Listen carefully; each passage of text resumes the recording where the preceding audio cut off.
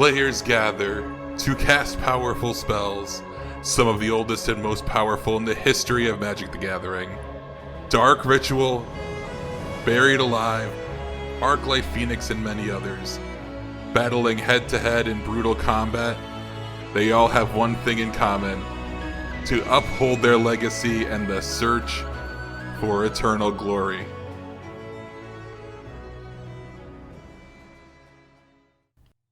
The Eternal Glory podcast is sponsored by Cardboard Live, BoshNRoll on YouTube, ThrabenU University, and theepicstorm.com.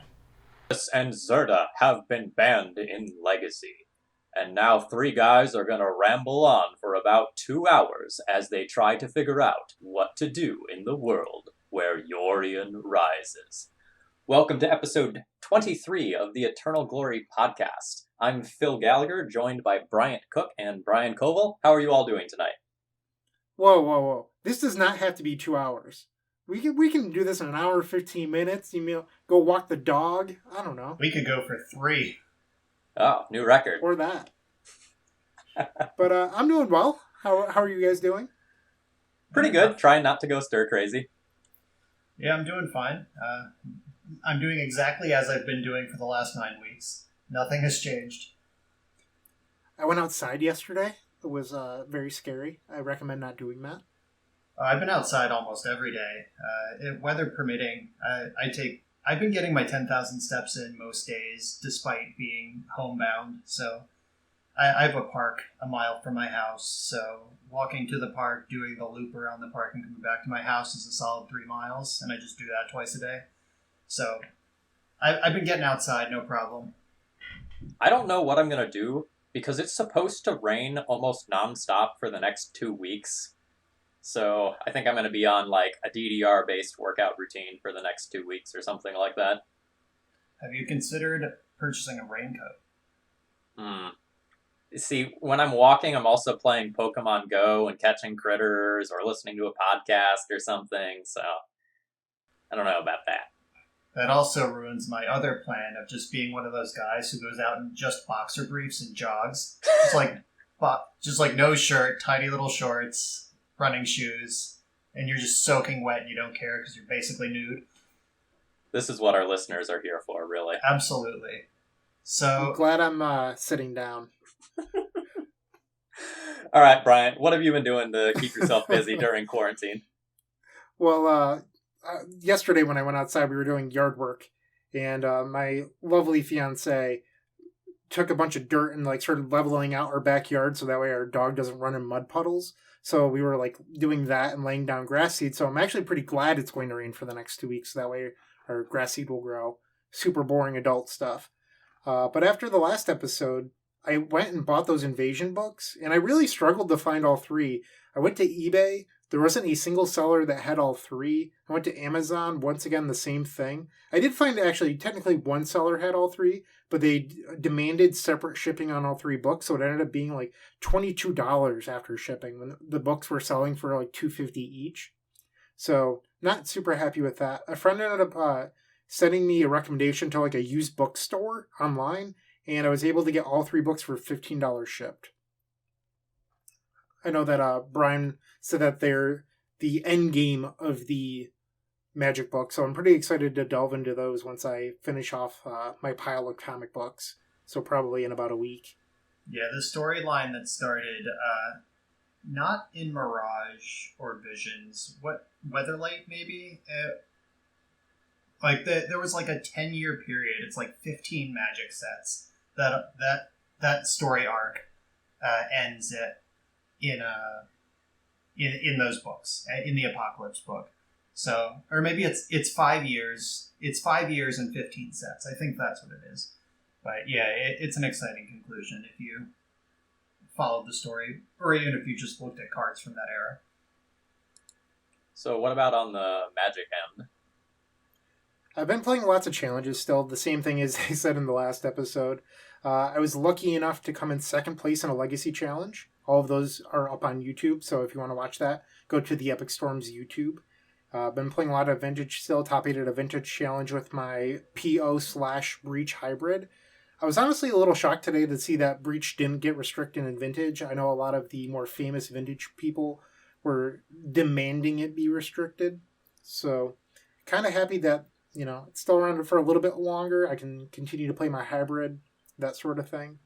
And TheEpicStorm.com celebrated its 5-year anniversary. Its first article was on May 16th, 2015. Woo! Happy birthday. Yeah. And as always, we're making more site improvements. Today I was working on some server-side upgrades, but that's about it for me. How about you, Brian? What have you been at? So I've been playing lots of video games.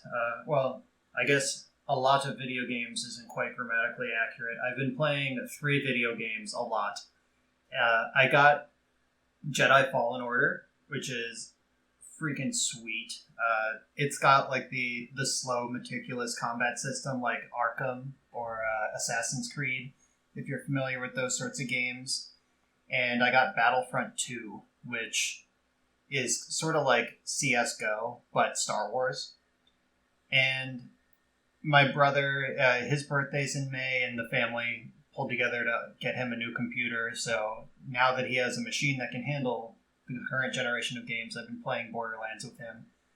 So it's kind of interesting that like those are the 3 games I've been playing, because like I said, Fallen Order has like the slow, meticulous, like carefully timed combat system where button mashing and charging into battle are just not options.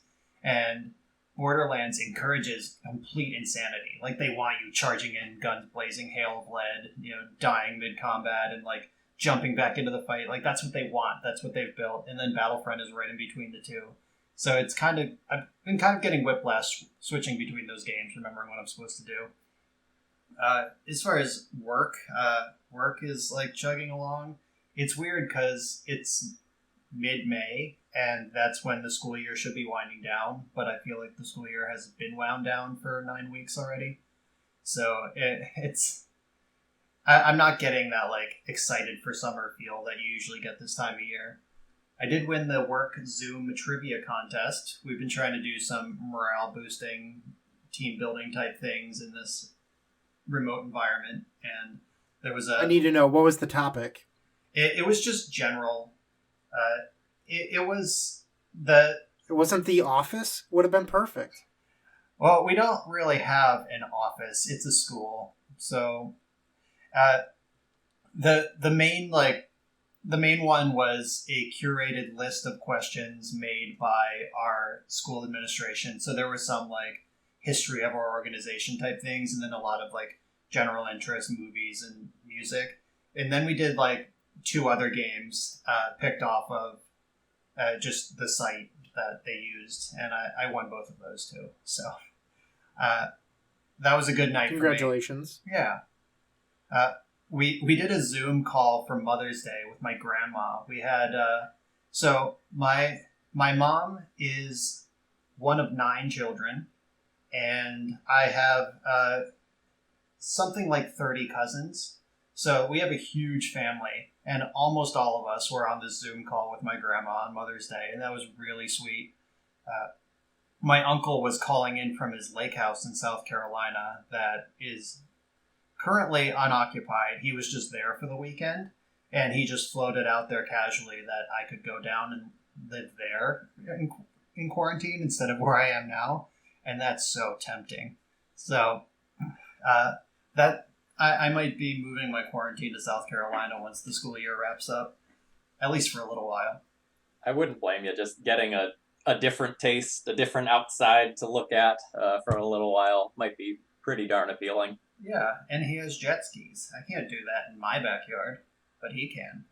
So correct me if I'm wrong, but didn't PA open up this week? So PA went from red to yellow, and basically what that means is that non-essential businesses can reopen for sales, but not for hanging out. So the game stores are back open. You can walk in and buy singles or whatever, but they can't run tournaments yet. I think the cap on number of humans that can gather is 25 now. I think it was 10 previously, or like just don't do it previously. Not quite sure. exactly. But all of our like mask rules are still in place. So I do know that the stores around here are doing curbside pickup for pre-releases. Like you can buy your, your pre-release kit or whatever, your booster box, and then go home. But you're yeah, not allowed to stay there. yeah, that sounds about right. So speaking of grocery store rules, I was in the grocery store just earlier today, and the store has like markings on the floor to like maintain 6 feet distance from everyone. There's a flow of traffic. Like each aisle is one way now, and I gotta say, as someone who feels like that should always be in place, like I always, like even in normal circumstances, get annoyed when people are disrupting traffic or standing too close to me in the grocery store. Like now that that's a real rule, like that, like it's in place. It's not just in my head anymore. It's a real rule.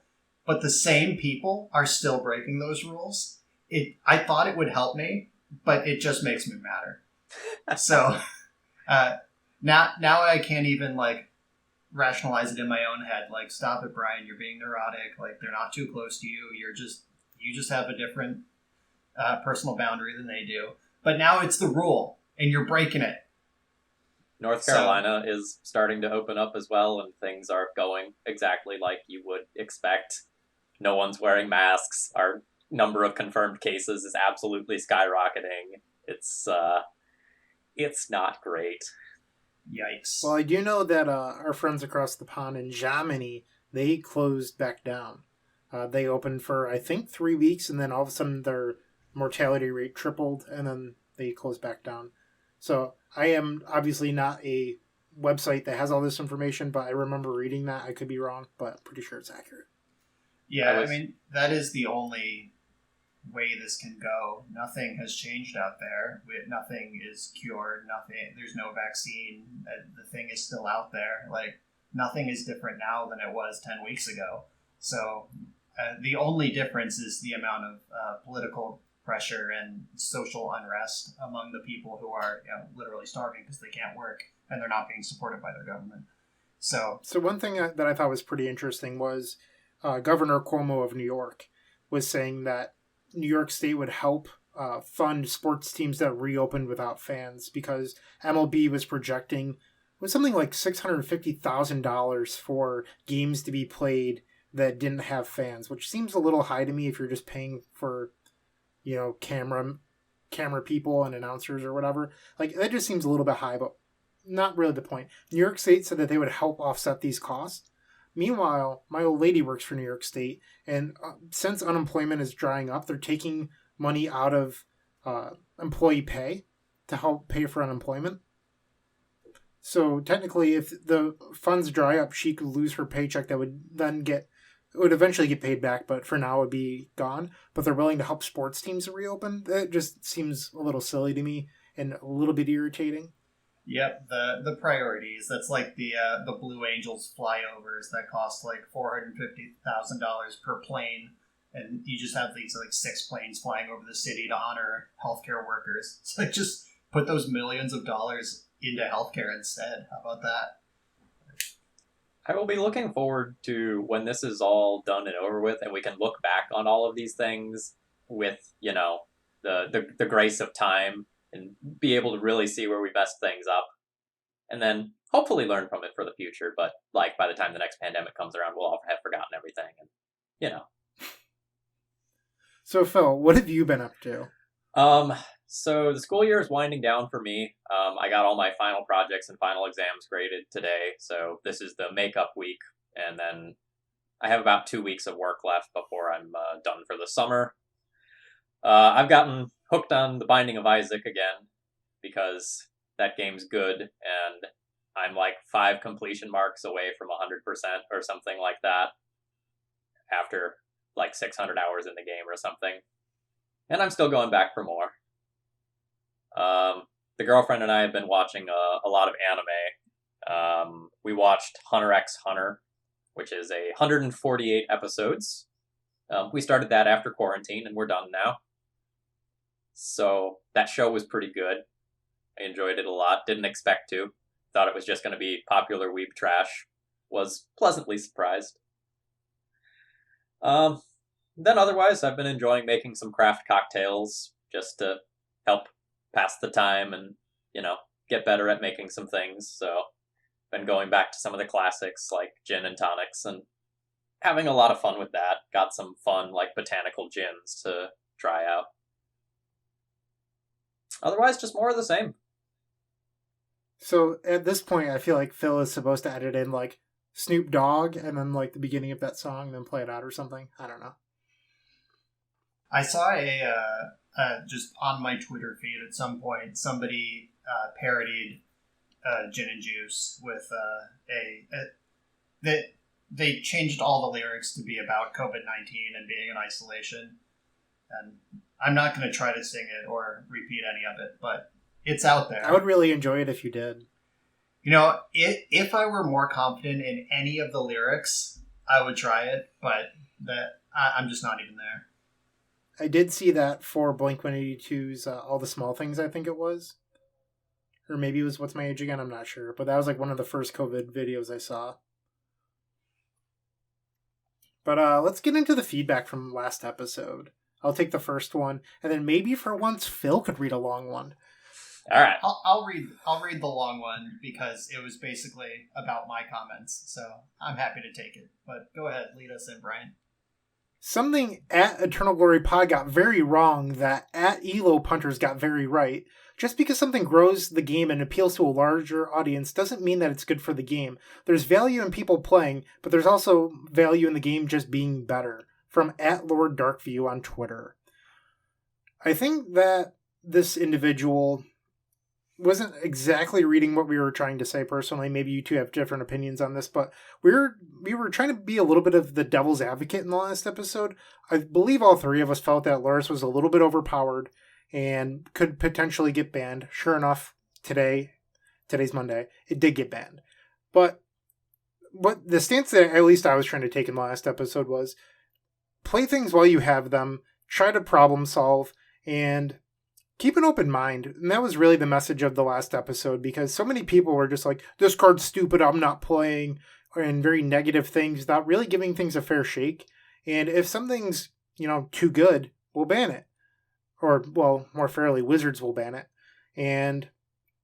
But it's just, don't come in with a negative attitude and then not be happy when things don't go your way.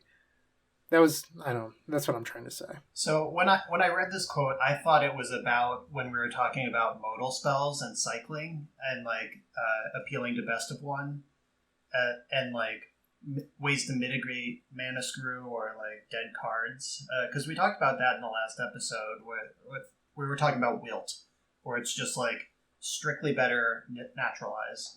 And I've been really impressed playing Wilt. The cycling ability is bananas. I'm really happy to bring in Disenchant in matchups where I would normally be on the fence about it now because I could just cycle it. So I thought that's what that was in response to. Wizards has been really heavy on cycling, scry, and modal spells lately. Things that mitigate mana screw and help a best of one environment actually play out right. And that's where I guess without having the specific note of what we were talking about for this comment, it's hard to address it. But yeah, making a game just easy cheesy, but make it a worse game. Magic shouldn't be headed towards Monopoly, but at the same time, Artifact was a phenomenal game. It was so good, but it appealed to nobody. That's the counter argument here. Their quote is there is value in more people playing, but there's also value in the game just being better. I think Artifact is one of the best games that's come out recently, but it was too smart, too good, too deep for the average person to get invested in. And Magic doesn't want to be there either. So there's a middle ground that WotC and R&D have a really hard time navigating.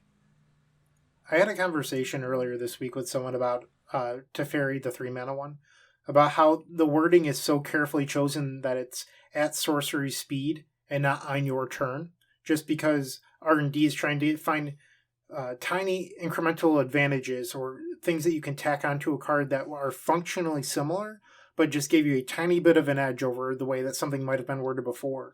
And like Teferi, I think Wishclaw Talisman is very similar, because the first time you read Wishclaw Talisman, you just assume it says as a sorcery, but it doesn't. It says activate on your turn, which is just slightly different, but it's also that tiny bit of an edge that you need to be able to respond to something and then get Veil of Summer and veil them.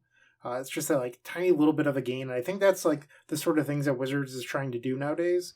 It's just like tiny gains on cards, and that's why we saw cycling on Will. Yeah, it's funny you bring up Teferi specifically, because I was playing a match at one point where I had a Teferi in play, 3-mana Teferi, and my opponent just like absentmindedly tried to like Swords to Plowshares during my combat, and I was like, I have Teferi, and they're like, oh, sorry.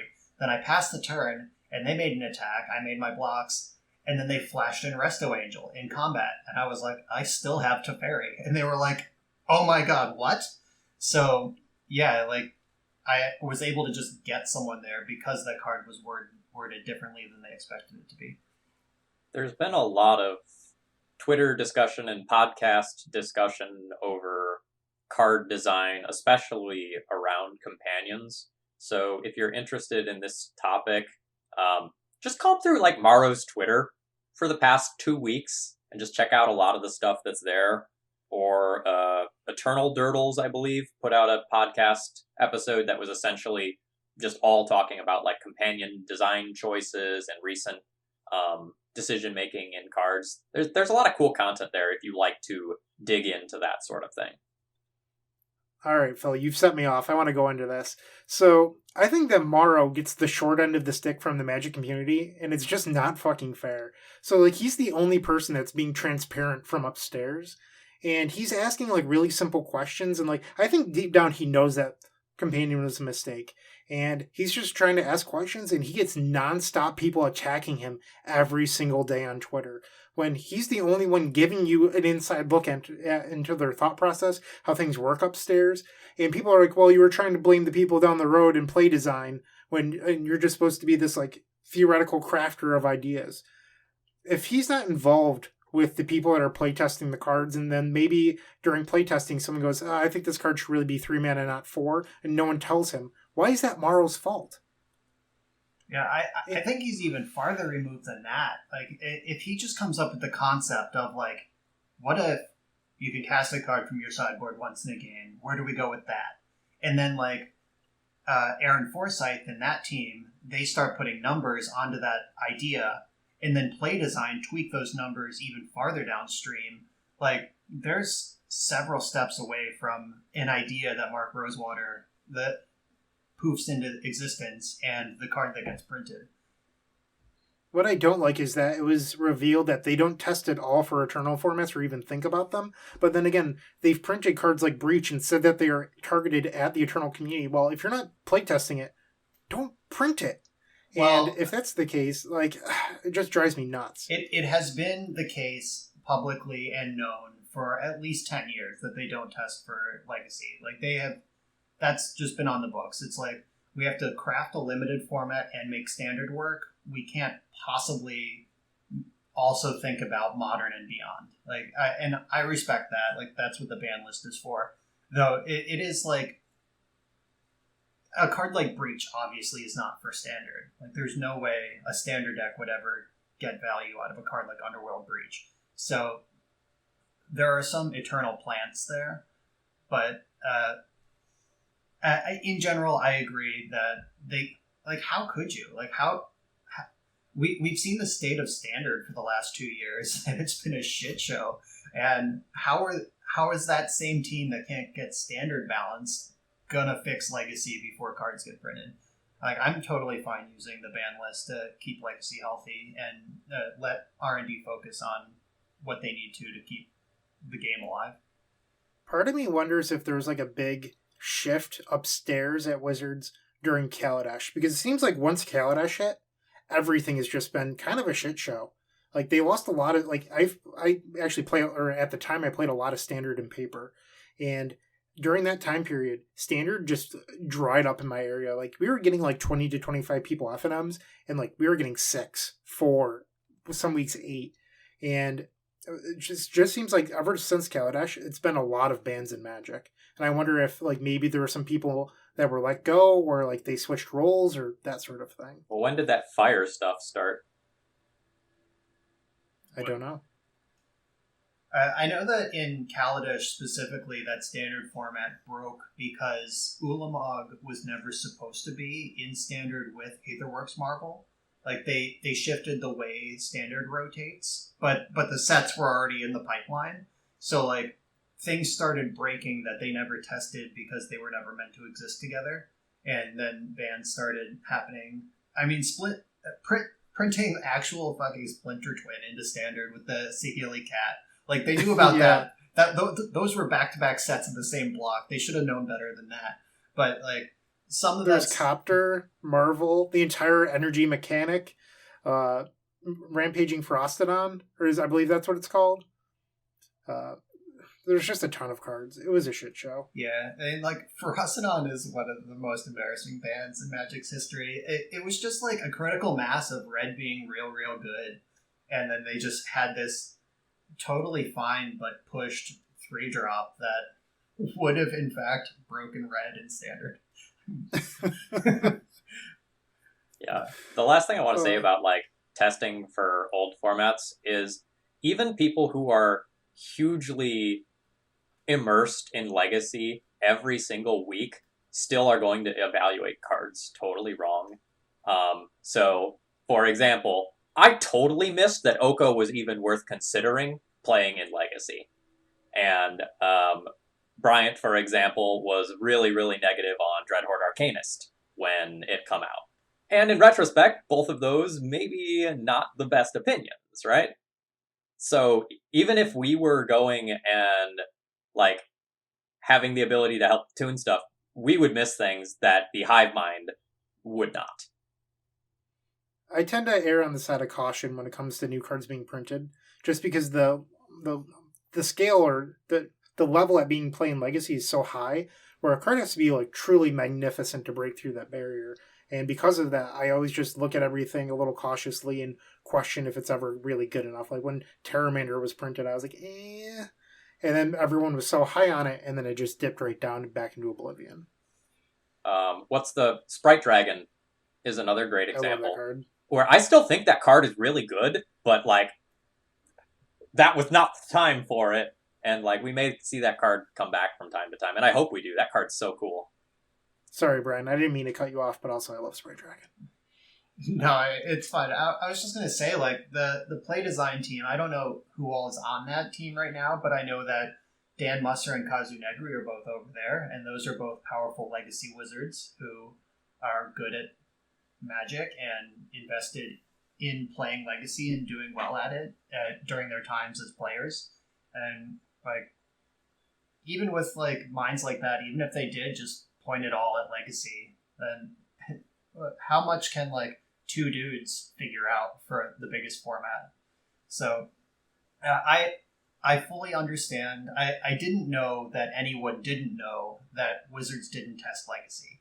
Like, I thought that was just a known fact for a decade plus. Like, there was some interview with, like, Ken Nagel on, like, the old Magic Show or something. Remember the Magic Show with Evan Irwin?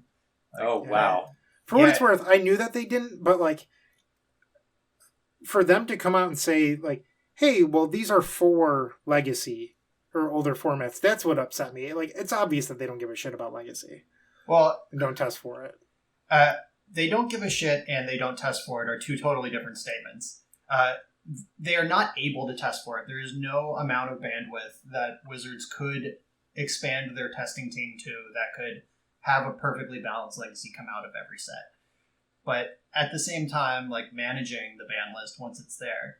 And for what it's worth, Underworld Breach, if they print it for Eternal formats, it's a totally fine, like, tier 1.5, tier 2 Pioneer deck.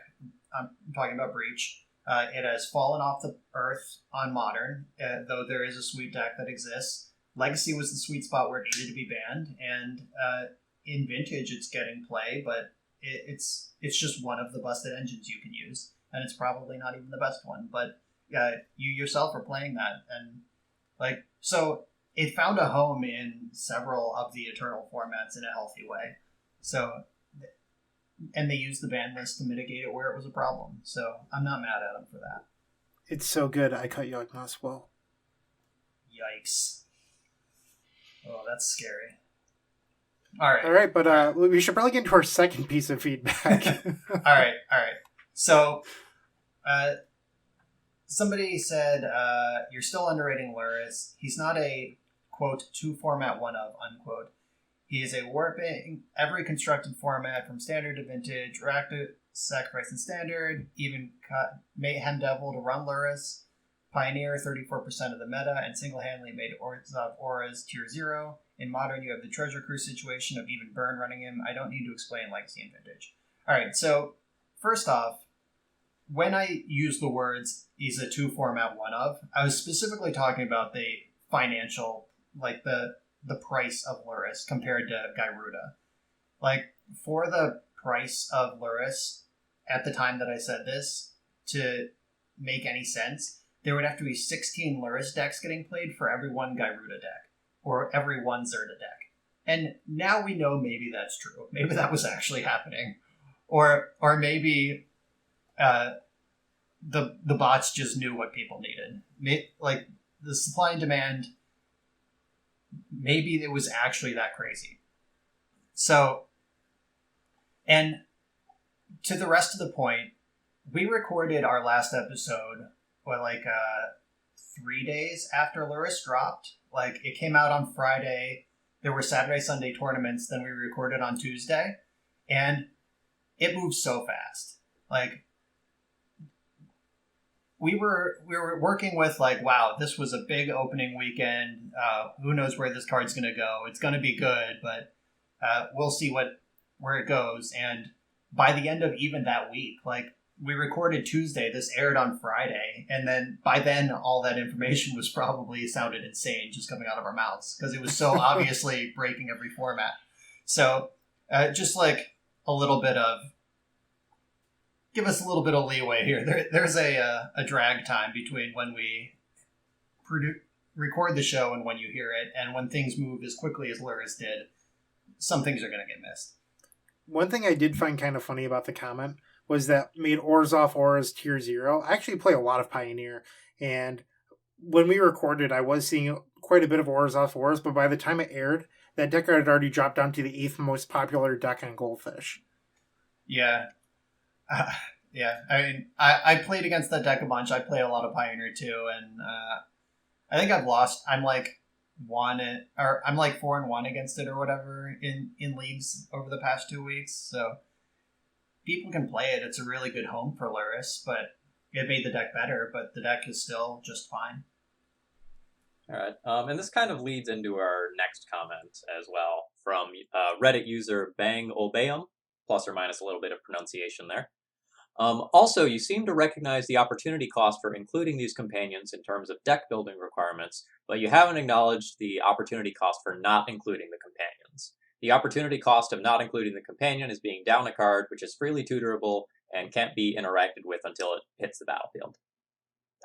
Totally don't disagree.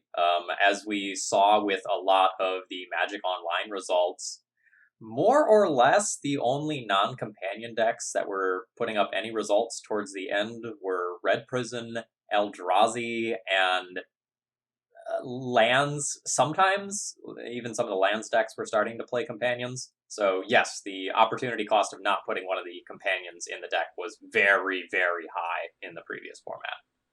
Yep, and I tweeted about that 2 weeks ago as well, like a similar observation. Like, I really enjoy matches of Magic where both players have a companion, where both players are navigating this known resource that's just waiting in the wings, who can use it best.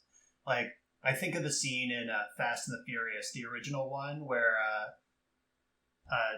Dom Toretto is racing Brian and Brian like shoots his Nas, and then Dom's like, "Too early, kid," and then like, then he just like jumps him right at the finish line, and like that's how I feel like when I'm playing a companion matchup and my opponent just like jams their Lurrus on 3, then I bolt it, then I play my Lurrus on turn 7 and they have nothing.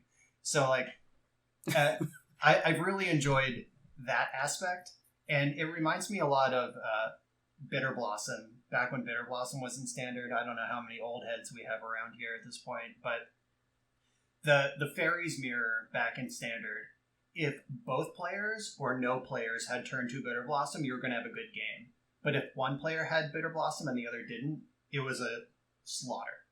So if companions ended up being like having turn 2 Bitter Blossom, like I have a companion and you don't, all right, see you next week, like you're done, then that's unhealthy. And it seems like that turned out to be mostly the case.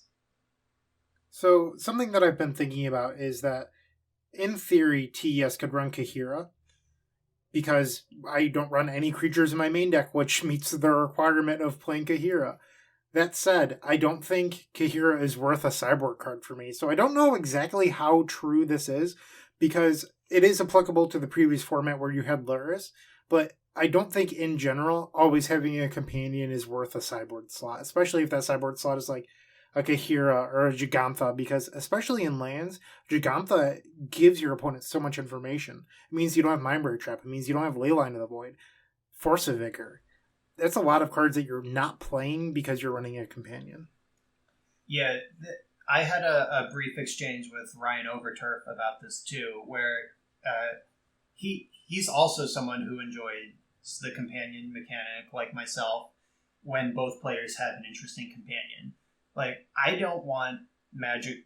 Like, I wouldn't like a 3-mana artifact creature that's like a 3-mana 3/3. When it enters the battlefield, draw a card. This can be your companion.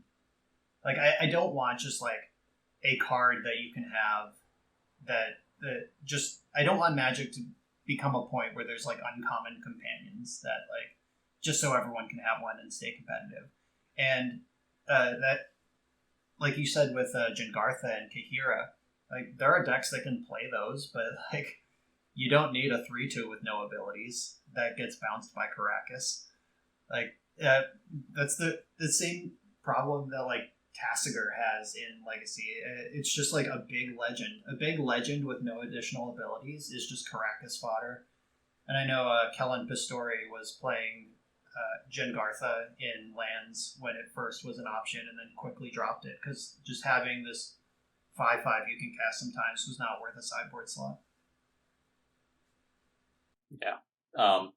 Just talking about the other side of the equation, at the same time, we saw so many decks warping, probably correctly so, to play companions, especially Lurrus, though.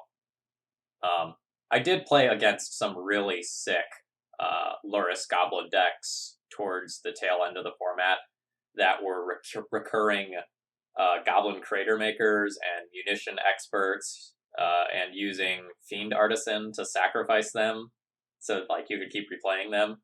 And that was super cool.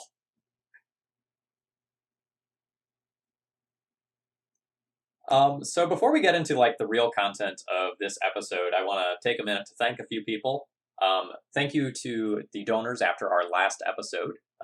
Philip Landgraf, Henrik Korcook, Marshall Arthurs, and all of those donations go towards helping edit this podcast. Thank you very much to Phil Blackman at Force of Phil on Twitter for doing that, especially this week when we asked him to do a rush job to get this podcast out to you all just a little bit faster. I did not realize that we didn't thank our donators. I'll take the fall on this one. Okay. Good job. All right. So, kind of conceptually, what we want to do is split the rest of this podcast into 3 parts. We want to talk about what our initial takes on the bannings are, what maybe could or should have been done differently, and what do we think the format is going to look like moving forward.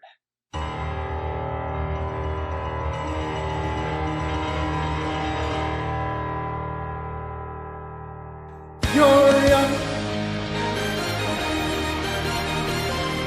Yorion!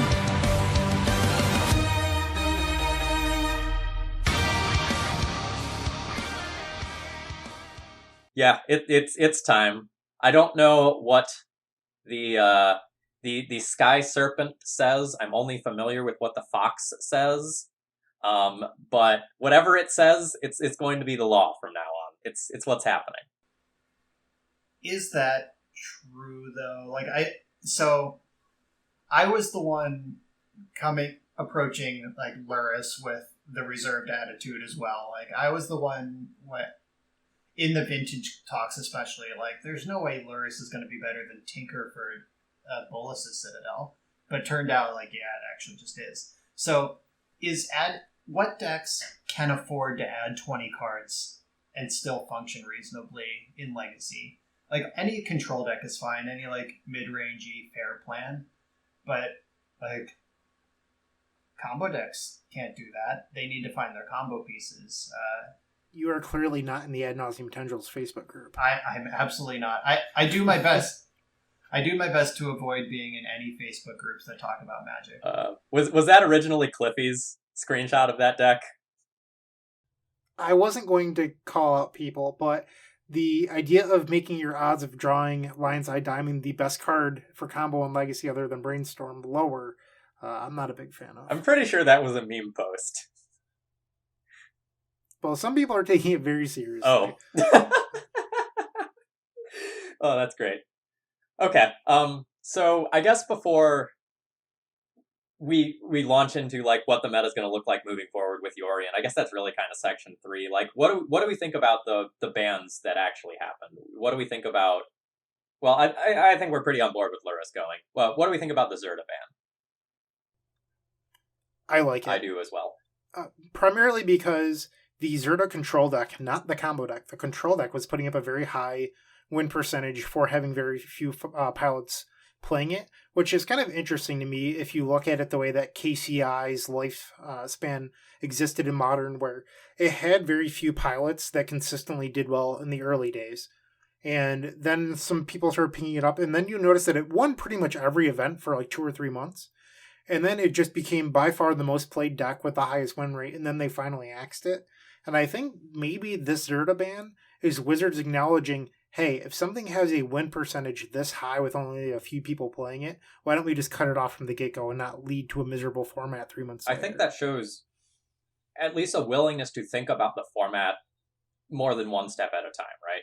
So if you just ban Luris, I think we pretty clearly go to like Zerda hell, where everyone is just going and jamming these monolith into planeswalker decks because they're so powerful and have such a high rate of doing something that either wins the game or is highly impactful by turn 2 pretty much every game. Yeah, I'll echo what Bryant said. The Zerda control deck, the Snoko deck, or whatever you want to call it, that just also had Zerda plus Karn and Monolith combo. Like, that's the deck that made me like, oh shit, Zerda's real. Like the other decks, like the Grim Monolith, like the Karn Stompy style decks, the Bombermans, like those are obviously great Zerda decks, but they're super exploitable. The build cost to get Zerda in your deck is pretty high when you want Chalice of the Void in your deck.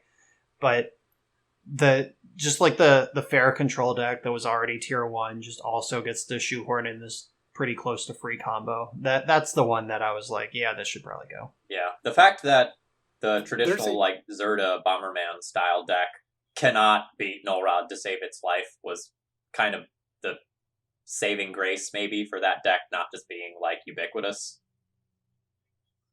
Thank you for segueing into what I wanted to say, Phil. With Zerda going and Luris going, I think Null Rod's stock will lower, and that's pretty good for the Epic Storm. Yeah, I think we're going to see a decent number of decks that were repressed by Luris specifically jockeying for a larger metagame share now. Part of what's concerning me about the format going forward is that mass removal, like Plague Engineer and stuff like that, is going to come back more in force. So I think we're actually going to see less of the tribal decks we're going to see less of these human go wide decks, less goblins. Because I've actually seen a number of people playing goblins recently just because Plague Engineer was soft banned. And earlier today I was watching a stream where somebody played a Brazen Borrower, and I was like, I forgot that card's in Legacy. So we're going to see a lot of like 3-mana permanents coming back. Yeah, that was the most striking part of the Lurrus metagame to me, when like playing in the Delver Mirror, like a lot of the times you're like sitting on this red blast and you're like, oh, I can't tap out. What if they True Name? But they can't. That's not a card you can cast. Remember True Name Nemesis, everybody? Remember that card? That's still legal in Legacy. It's back now. And like Merit Lage and Brazen Borrower are going to go back to war against each other. Like Brazen Borrower is Delver's answer to Merit Lage, but then Delver just had to play a bunch of Caracases because they couldn't play Brazen Borrower anymore. So there's going to be a lot of shifts. If cards that were dead for a while are going to be back. To talk a little bit about the Moto market, I had bought a 3-mana Teferi probably 2 weeks before the announcement of Lurrus. I spent 67 tickets. And then sure enough, Lurrus PO was just like by far the best variant, and you can't play Teferi. And I was like, I guess I'll sell this Teferi during, the Lurrus era because I'm not using it. It's worth a bunch of tickets. I was offered 40 tickets for it when 2 weeks earlier I had spent, or maybe 3 weeks, I had spent 67. And I was like, you know what, I'll just sit on it if it's only going to be 40 tickets. Now I'm sort of excited to see if it ever goes back up, but now I'm using it, so I'm probably not going to sell it, but it made me really angry that it dropped 27 tickets in 3 weeks. I can't imagine how I would feel if I bought baubles. Yeah. I did do the poor man's version of Mishra's. I bought Urza's, and the set of Urza's were 28 tickets. However, the value I got back from winning vintage challenges with them was well worth the 28 tickets. Yeah, that's the dream. The cards pay for themselves. That's why any of us keep coming back. Yeah. One more thing on tribal decks All right. before we move on. I really enjoyed... I'm not going to throw their name out there, but someone on Twitter posted a video of them taking their Death and Taxes deck and just throwing it into the garbage can after this announcement because, like, they're so convinced we're going back to this Snoko hell and, like, Plague Engineer is going to come back. It's going to be a rough time for tribal players. Definitely. Before we move on, I think let's each say what we initially thought of the bannings today, if you're happy, unhappy, and then we can go into like what we could have done differently. So Brian, why don't you start us off? Yeah, so Lurrus, obvious slam dunk. Zerda, if Zerda wasn't just straight up bannable already, definitely would have become bannable as inheriting Lurrus's estate. But I'm glad they nixed Zerda along with it. I did expect them to hit something out of Snoko, like whether it be Oko, Astrolabe. I guess Astrolabe is really the only one. And do we want to get into talking about Astrolabe as a bannable card now, or do we want to do that later? Let's do that in the next section. Let's do it in the next section. All right, I'll save that for later. I was kind of expecting it, but it didn't happen. So I wasn't expecting Zerda, but it makes perfect sense once it happened. Proving again that Wizards of the Coast, these R&D people, are better at this than I am. And me being the stand-in for any random on the internet who doesn't do this for a living. Like, Zerda was not on my ban radar, though I know Zerda was on other people's ban radar. I have seen calls for that card to be banned on like Twitter and Facebook over the past couple weeks. So Wizards hit the obvious threat, and they hit the one that was lurking under the surface. So I'm happy overall with this update. All right, I'll go next, I guess. So I'm very happy that it wasn't just Lurrus going. Very, very happy with that. That said, I thought we were going to get at least one more card going. I thought we were going to remove, like, potentially something from the Snoko deck, whether that was Astrolabe or Oko or even Yorion. I thought we were going to get something going from that pile as well. And I would not be surprised if we see some more bans within 2 months.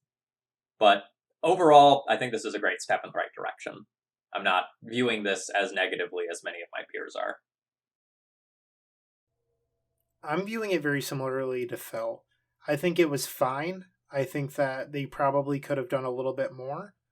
But overall, I'm optimistic. I think that these were okay enough. And like some people on the internet, I do think that we probably could have seen some unbans, which isn't something that enough people talk about. It just seems like there's some cards on the ban list that could come off. And I had some conversations privately with a few individuals about it. I think that maybe Goblin Recruiter could come off. I understand that it's banned for time reasons, not necessarily power level at this point.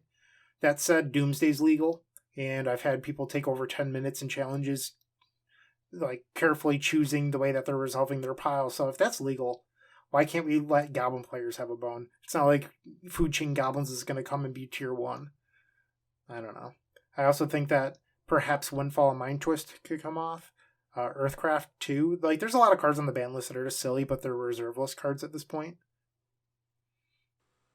Yeah, I went to buy Earthcrafts a couple months ago, just in case. And it turns out that's like a $50 card, just because it's a reserve list rare, popular in casual formats. And just it's like, oh damn, all right. I hope they never unban this. I bought Windfalls this week just in case they unban them on Magic Online. They're already 4 tickets. If that card is ever unbanned, they're going to be like $30 each. Yeah, that's probably true. All right. So, Brian, what do you think could have or should have been done differently? So I kind of mentioned it already. Like, I think that Astrolabe could have gone. Is this where we want to talk about that? Yeah, fuck it. Let's go. Let's do it. Okay. All right. So Astrolabe is in a weird place that I don't think any other card ever has been in Magic's history. Like, the idea of banning a mana fixing artifact is just so absurd on the surface.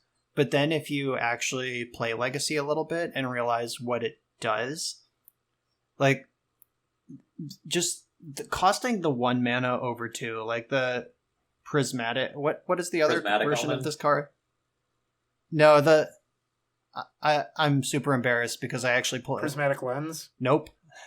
Prophetic Prism. That's it. Yeah. So Prophetic Prism is the same card as Arkham's Astrolabe, but it costs 2 colorless mana instead of 1 snow mana. And that card is not even remotely close to playable in any Eternal format. But Arkham's Astrolabe is just ubiquitous in Legacy now. And the ability for a 3, 4, even 5 color deck to just be immune to Blood Moon and Wasteland and also play its own Back to Basics or Blood Moon out of the sideboard, it just feels really wrong to me. Like, I don't know if that's just like wrong as in like to my sensibilities, or wrong as in it breaks a fundamental aspect of the game, which is the color pie. And maybe both. So I would lean towards both. Yeah, I would agree with that too. And this is coming from the person on this podcast most likely to play Arkham's Astrolabe. And I do play it. I've played it in every Legacy deck that I've played since its printing. Like, that's totally my jam. I'm looking forward to casting Yorion and blinking Astrolabes for more fun and value. But I just don't like what it does. So I would just like to say that I too have played Arkham's Astrolabe in a Storm variant, so I could call it Snowstorm. It ended up not being very good, but I tried it. Turns on Mox Opal. It does turn on Mox Opal. The downside is you get 2 snow basics, and that's just not enough. Right. So Arkham's Astrolabe is a card that I feel like is not powerful enough to ban in Legacy. When you compare it to most of the rest of the ban list, like, it doesn't really seem like it's there. But it does often end up creating some decks that are surprisingly hard to interact with via a lot of the tools that are, well, almost all of the tools that are traditionally used to combat the control decks.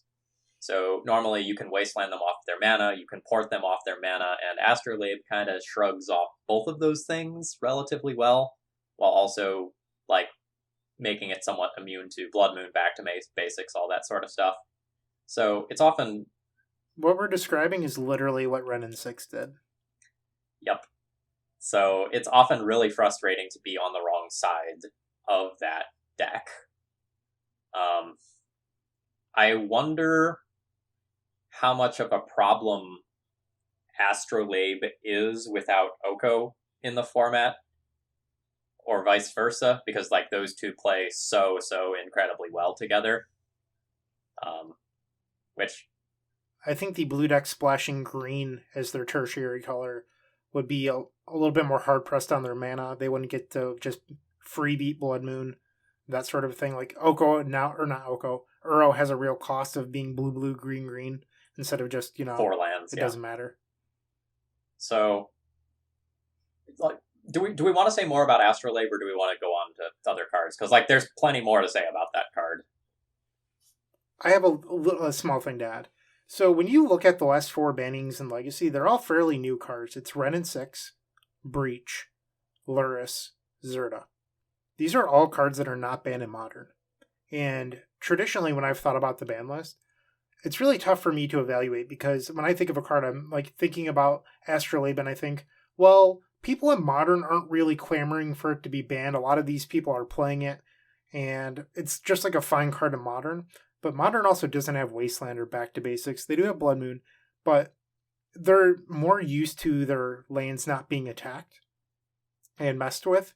And part of me wonders if that has any indicator with how they feel about Arkham's Astrolabe, because it does break that fundamental rule of Magic. But in my mind, it's just really tough for me to justify banning a card that isn't banned in Modern, but it's happened in the last 4 bannings now. Yeah, so using the Modern ban list to decide if a card is too good for Legacy 2, like, it depends on if it's an enabler or a payoff. So, like, something like Zerta, Modern just doesn't have Grim Monolith in it. So Zerta isn't the same threat. So, like, the context matters. I would look backwards first. Like, I would see if a thing needs to get banned in Legacy, and then from there be like, okay, now is this too good for Modern as well? Versus, like, a card that's just, like, on its own raw power. Like, something like Ancestral Recall that, like, is obviously too good for Legacy, but it's allowed to exist in Vintage. Like, that's, like, a different type of too good than something that's too good based on the card pool it exists in. All right, Phil, you wanted to take this somewhere else? Let's talk about Oko. Oko is another one of those cards that a lot of people were calling for bans because it single-handedly invalidates so many different decks. It's so hard to play a fair creature or artifact-based deck when Oko is tearing apart the format. A classic example is something like Red Prison. Oko basically beats your entire deck, and I'm not exaggerating when I say that my opponents often cast a single spell in a game. That one spell is Oko, and I will lose if I am playing Red Prison, even if I am casting every card that I have. And Oko created what was, in my mind, one of the worst Legacy formats that we had in a long time. I absolutely hated the Snoko Hell that was around before the Companions, and I loved the gameplay in the Companion era quite a bit. And now a lot of people are very worried that we're just going to revert back to a format that is largely like what we had previously, that so many people were down on, because cards like Plague Engineer, Oko, Astrolabe were just invalidating everything they were trying to do. Well, they actually just got better because now they have Yorion. So that deck is probably enemy number 1 right now. So please quit playing Norod. But I don't want to be one of those podcasts that just like harps on this should be banned the entire time, because we have plenty of other Legacy podcasts that already do that. But I think Oko is probably a perfectly fine power level card for Legacy. I understand that it's really pushed, but so is everything else in this format, if we're being completely honest. Like, also, in my mind, if Gristlebrand's allowed to be legal, so many other cards should be too. which is part of the reason that I always like to look at unbans, because like Yawgmoth's Bargain shouldn't be banned. Like that's a card that could help a deck like Ant, and Ant could honestly use the help in today's age. So I'm someone that at this point in time I'd like to start looking at unbans rather than bans. Yeah, I'd be fine with that, but I feel like most of the cards that are safe to unban do nothing, right? So like Mind Twist gets unbanned and cool. Maybe someone goes Dark Rit, Mind Twist you every once in a while, and the format doesn't change. Yeah, but you're making some Pox guy super happy. That's like half the Leading Legacy group. So a card like Mind Twist, I think that the danger of unbanning that card is that it doesn't make any game of Magic it's cast better. Like, maybe it's fine. Like, on rate, it's worse than Hymn to Turok. Like, you have to spend 3 mana to get a Hymn to Turok's worth of value. And then, obviously it gets better over that. But, like, the later in the game you go, the worse that effect is. Like, you want to do it early and often. So, but nobody... Like, random discard is just one of the stone worst things. Like, even back when card design was in the Wild West and they were just printing cards like Boil and those sort of things, they got rid of random discard way before they got rid of Boil type effects. Like, Boil was in 8th edition. The last random discard was in Fallen Empires. So, I don't think that Mind Twist would change the format fundamentally, but I don't think it would improve any game ever in that it gets cast in. Someone tweeted at me today, but yeah, have you considered Orcish Lumberjack into turn 2 Dark Ritual Mind Twist? And part of me is just like, Bryant, hold yourself back. You don't have to respond to this. But it's just like, yeah, I'm fine with my opponent playing the Stone Cold worst deck that they possibly could.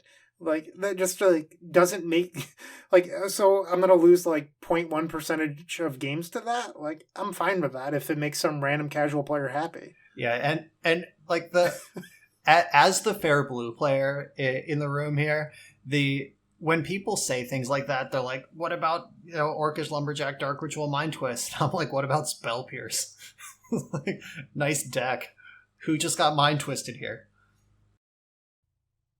That person also gave up 3 resources. I don't know. It's in my eyes, it's probably fine. A more controversial pick, in my opinion, is Windfall.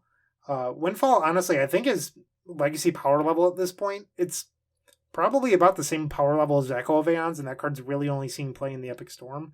And the, like, mono blue, I don't even know what to call that deck anymore. Like, Urza Stompy deck, I guess? The Urza Echo But with deck. Windfall... Yeah, with Windfall... Like, with all there's 6 force effects in the format now. On top of that, if your opponent knows that you're playing a Windfall deck, they can just mulligan into a better hand, and the Windfall's all of a sudden worse. There's effects like Surgical, Fairy Macabre. Like, there's a ton of stuff. Ley lines. Like, back in the day, I could get why Windfall was banned. I think we're kind of past that point now, but I do get that I look biased saying that. Bob Huang tweeted out earlier this week, and I don't think Windfall is secretly that good. Like, it would be fine. Like, I would play it. But Bob thinks that in a year, he thinks that Storm decks wouldn't play it. I don't know if I agree with that. I still think it's like a fine Brainwash target.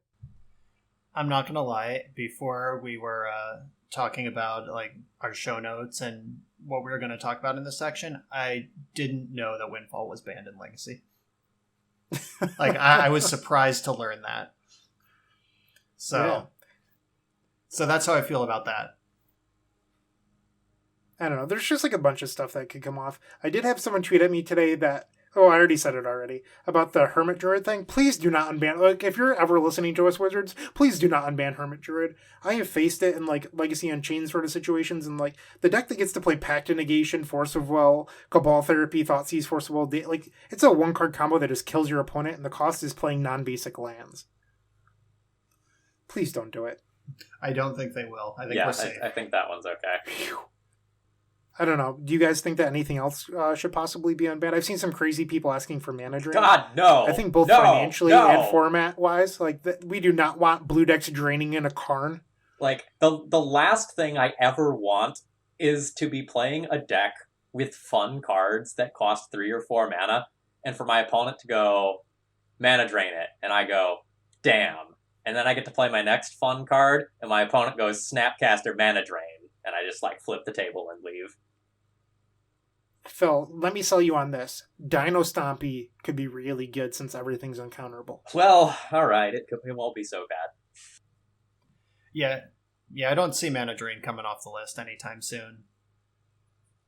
I think I'm ready to talk about the meta moving forward if you guys that sounds are. great. So I think we all can agree here that Yorion Control is probably going to be the biggest deck coming out of this. And from my perspective, I'd much rather face Snow decks than Delver decks. From the combo player's perspective, it's a lot easier to beat Snow. That said, the gameplay is not terribly fun, at least playing TES. And I'm pretty sure most people would agree that like the Snow deck's like pretty miserable to face just because like it's not a deck that has synergies or anything fluid about it. It's just a pile of haymakers. And haymaker magic, at least from my eyes, is not super fun magic. It's why I didn't like playing the Bombfire decks in Standard or the Thragtusk piles. Like those just like, they're not skill intensive decks in my eyes, which I'm not trying to badmouth people that play those style of decks, but these like big haymaker decks over and over, it just comes down to who drew better in the end. Or like, oh man, I can't believe you drew your third Uro or your fourth Oko or whatever. And it's just like kind of boring. I'd much rather play the smaller style of magic that Luris represented with like Nimble Mongoose, Snapcaster, Spell Snare, like where there's lots of micro decisions. That's the sort of magic I love. So, for starters, I'd like to say that I played against Bryant Cook in the top 4 of a modern classic once, where he was on Burn, and here he is talking about not wanting. He wants to complain about decks that are not skill testing.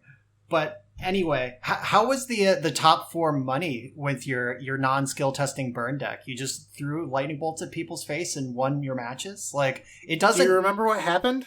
Yeah, I crushed you. I crushed you with a better deck. Do you remember... No, I'm being serious here. Do you remember what happened shortly after that? No. Baral was printed. Oh, Baral? Yeah, okay. So, my ball busting aside, my point is that, like, skill testing is a kind of a subjective concept. Like, obviously, like, the Storm player's idea of a skill tester is going to be different than the Oko player's idea of a skill tester, which will be different than the Chalice player's idea of a skill tester. And at the end of the day, it doesn't matter. Like, if I believed Burn to be the best deck in Legacy, I would show up with Burn. And I wouldn't have any fun. But if I was winning, 60, 70% of my matches, whatever a good win rate is, like, I would continue to do that.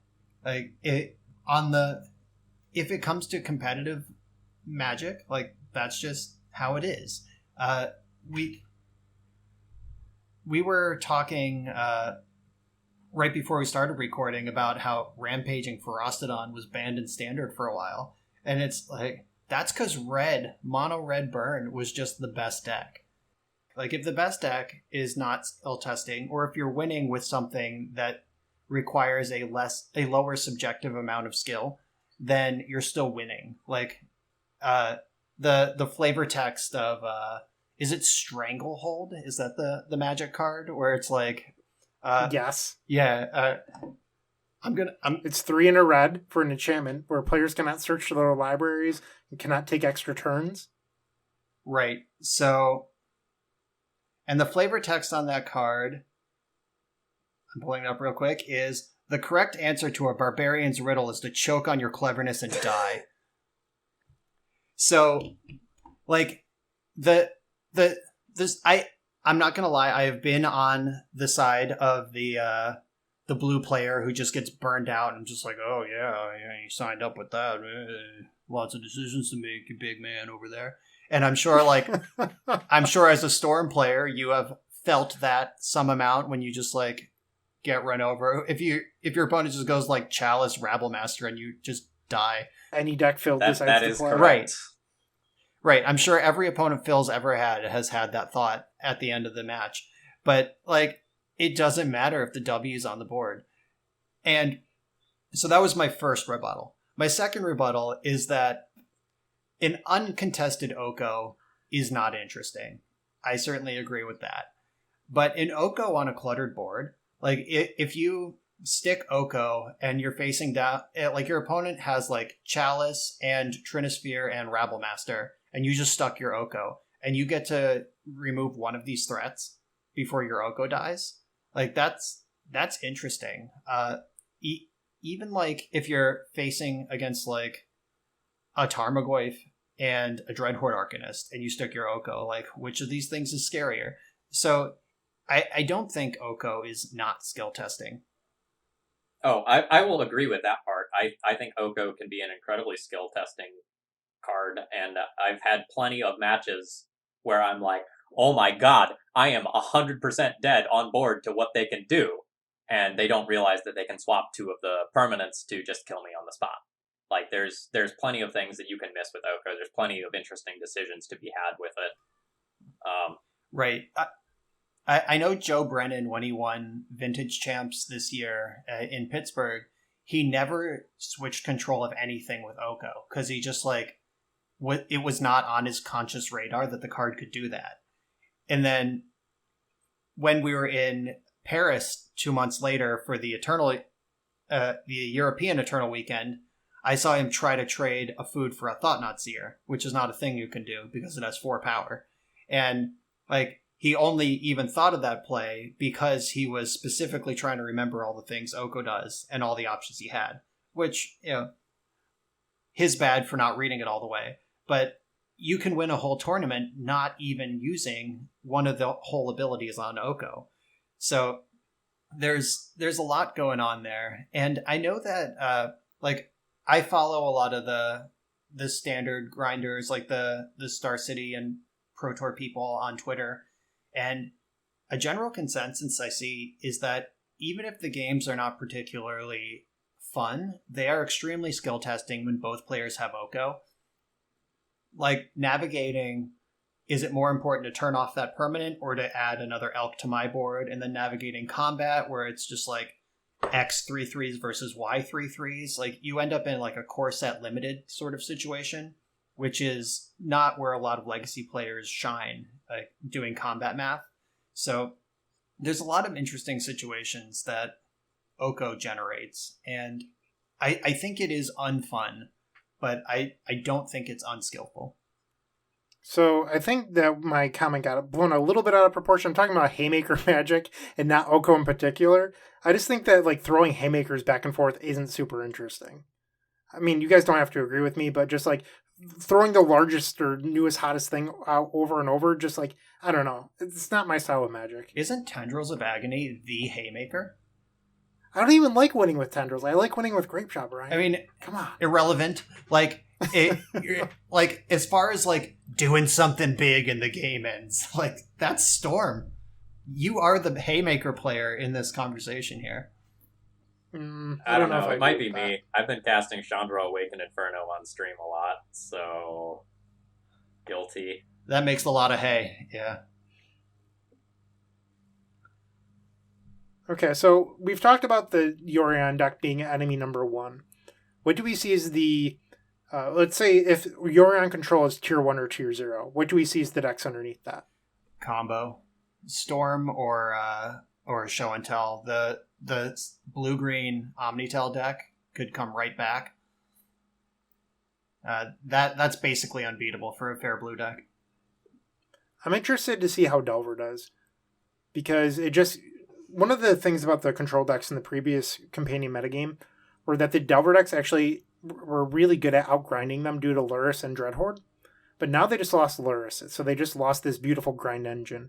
And now I don't think they're going to be able to outgrind the control decks with Oko and Euro and all those other beautiful, lovely skill testing cards. So now, how does Delver react to that? Do they go back to playing cards like Painful Truths or the Bedlam Reveler or anything along those lines? Like, will Delver find a way to come back and outgrind these cards, or will it go back to being like low tier? I think it's already found the way. I think it's Klothys, the red-green enchantment god.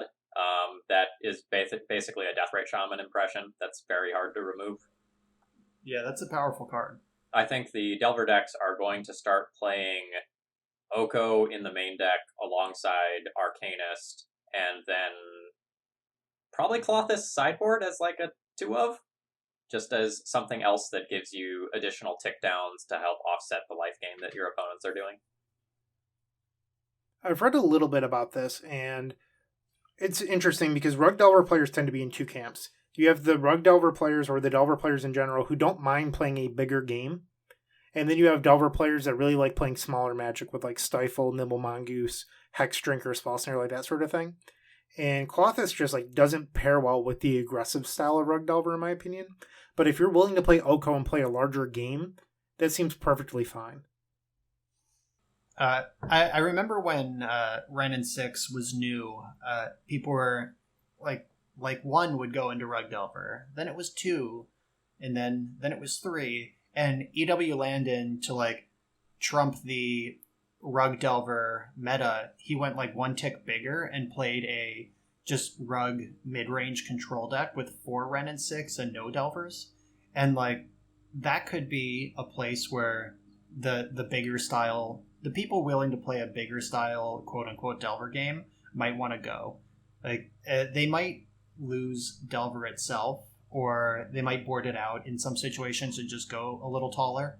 But that's definitely a build space that has had success in the past. Speaking of Delver, I had a tweet earlier this week that blew up into Legacy's hottest meme. Yeah, you did. I think, like, and I still believe this, that Delver just, like, should not exist. But I think a lot of people took that as, I think Delver should be banned. I am fairly anti-ban in general, if you haven't picked up on this podcast yet. That doesn't mean I think Delver should be banned. I just think that it never should have been printed. And Blue having the most aggressive creature of all time is fucking ridiculous. Well, this goes right back to where we started this podcast, where they don't test for Legacy, and they can't. Delver was unplayable in Limited. It was pretty good in Standard, like an appropriate power level, and it is unplayable in Modern, and it's just right in Legacy, and it's not good enough for Vintage. Like, we're just in the sweet spot, given the card pool, that we can support it. Like, most formats don't have enough spells to make it happen. And, I think it could be playable in Modern if Preordain and Ponder weren't banned, personally.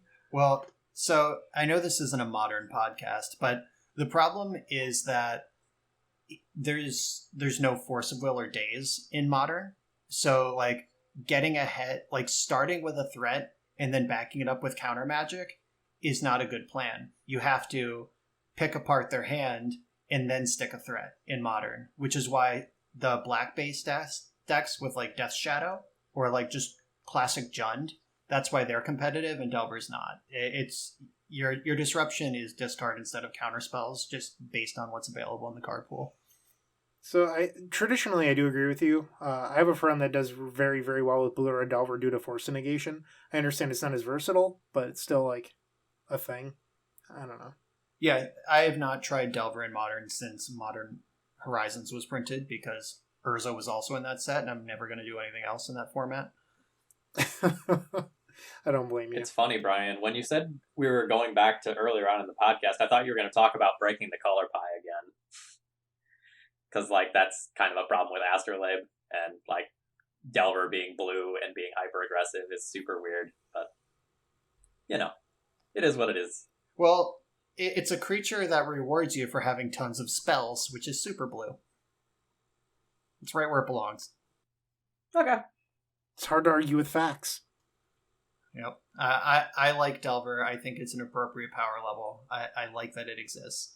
It's also, like, maybe not surprisingly easy, but it's also easy enough to try and bully Delver if you really want to. It's often going to be one of the best decks, if not always going to be one of the best decks. But you can always do things. I don't know if I agree with that. Like, name a strategy that beats Grixis Lurrus Delver. Like, the part of the problem with leave Delver... the Lurrus You're talking out. about a card that just got banned? One of the fastest bans in Legacy history? You want to use that as our baseline? If you look at the last 10 years, Well, okay, Delver was printed in 2011, but when you look at the last 10 years, ever since its printing, Delver has been tier 1. It is not an easy card to hate out. Like, there's been multiple times in the history of Delver decks in Legacy where they had to ban a card out of it to weaken the deck because Delver is a part of this, like, it's a pillar of Legacy. And, like, Renin 6, Probe, Deathrite Shaman, there's Luris now, like, there's a ton of Treasure Cruise. Like, Delver is the shell that just, like, keeps on getting cards banned because it's so efficient. Like, I don't think it's easy to hate out by any means. I'm pretty sure all of those cards would have been banned without Delver too. Everything you just mentioned would have found a broken home. Because those cards are all not okay, but Delver is. Again, like drawing a comparison to Death Shadow in Modern. When Death Shadow broke in Modern, like when Sam Black figured out the formula and it just crushed a bunch of tournaments in a row, people were like, ban Death Shadow. And the community consensus ended up being like, if our tier 1 best deck in the format is based around just like casting a big creature at some point, that's a good place to be. Like, that's healthy. Like, if one of the tier 1 like part of the rock paper scissors at the top is just like they get ahead and they're disruptive, like, I think that's totally fine. Like, that's not unhealthy. That's just like, what kind of format should exist without an aggro deck in it? Like, that's just part of a healthy metagame.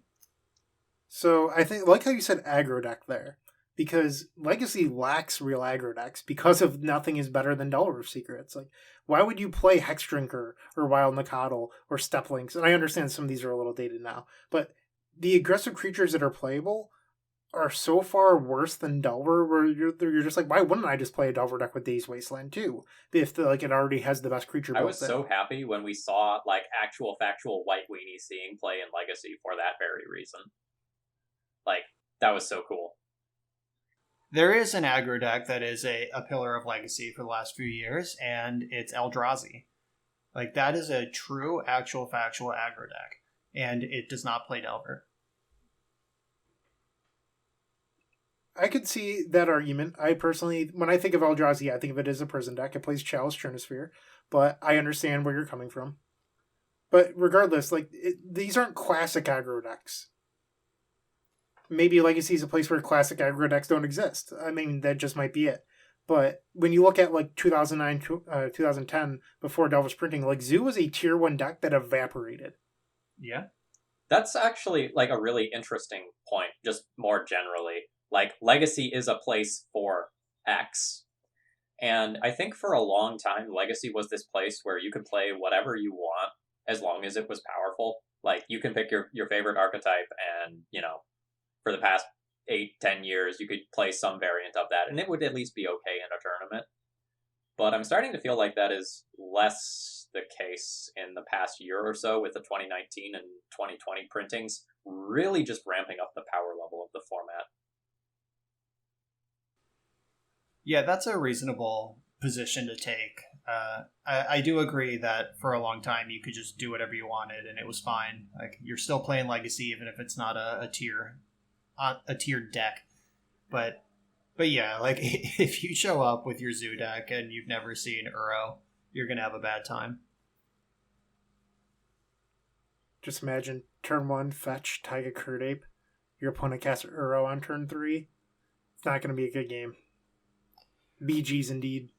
Though, in the same set as Delver of Secrets was an even bigger problem to Zoo's existence, and that's Snapcaster Mage. Like, Plow Snap Plow against the aggro decks. Like, Plow Snap Plow killed Merfolk, killed Zoo. Like, I don't know if we can blame Delver for the demise of those decks when Snapcaster Mage was in the same set. Though it's probably a two-pronged attack. Like, there's a better way to attack to be an aggro deck now, and the control decks and the mid-range decks have this insane tool against the attacking decks. But I don't think we can blame Delver for the complete disappearance of those style of attacking decks. Oh, I think life has gotten hard for creature decks in the time since that. Like, Snapcaster, Abrupt Decay, Assassin's Trophy, Plague Engineer, Arcanist to help flash things back. Removal's gotten really good. really, really Yeah. good. As have the threats, to be fair. But Legacy has such a flexible set of strong answers to cards between like the free counter magic, the uncounterable removal spells, the modal removal spells. You got all sorts of stuff. Yeah, I remember. I think the only way. Sorry, go ahead. I remember like 2009, 2010 Legacy trying to play Fair Blue. Like, if your opponent went Island Aether Vial, you were dead. Like, there was no recourse for a Fair Blue deck to beat Merfolk. And Plow Snap Plow completely flipped that script. Anyway, continue. That's just all I wanted to say about that.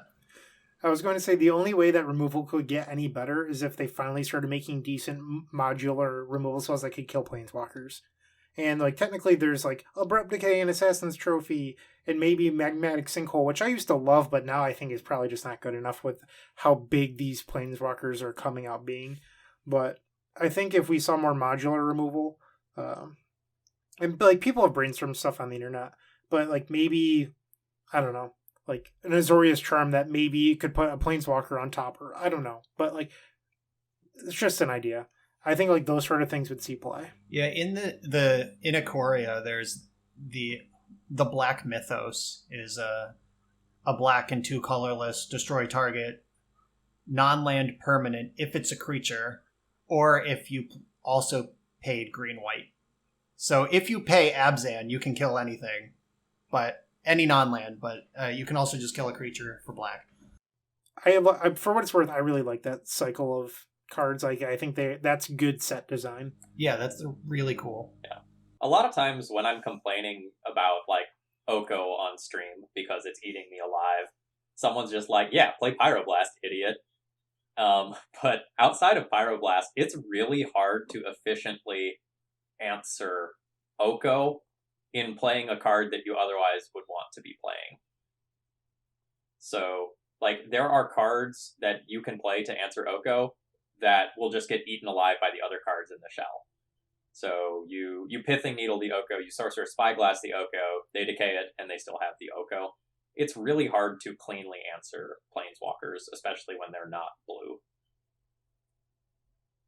Yeah, but I do think that Legacy is a place where people are allowed to play a variety of different decks, and a lot of the times you're not going to like those decks because they're Brian's aggro Eldrazi deck that happens to ruin my life.